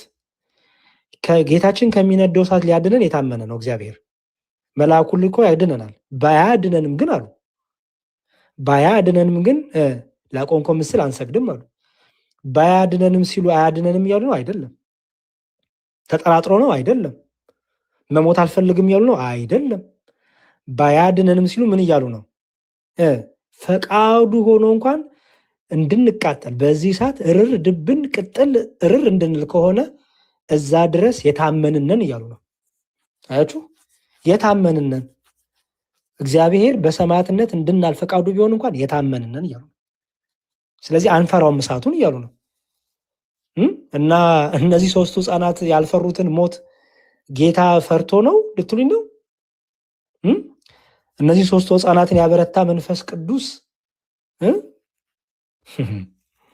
ስለዚህ ይህች ጽዋ ከኔ ትለፍ ሲል መሞት አልፈልግም እያለ አይደለም። ይህ ሁሉ ትርጉም አለው። እኛ በስላሴ ዘንድ ሶስት ፈቃድ የለም። የተለየ አልተለያየ የሚባል አስተምሮ የለም። ያ የአንዱ ወንድማችን ትምህርት ነው፣ የአንዳንድ ፕሮቴስታንቶች ትምህርት ነው። በስላሴ ዘንድ ፈቃድ ለአካል አይሰጥም። ሶስት አካል አለ ግን ሶስት ፈቃድ የለም።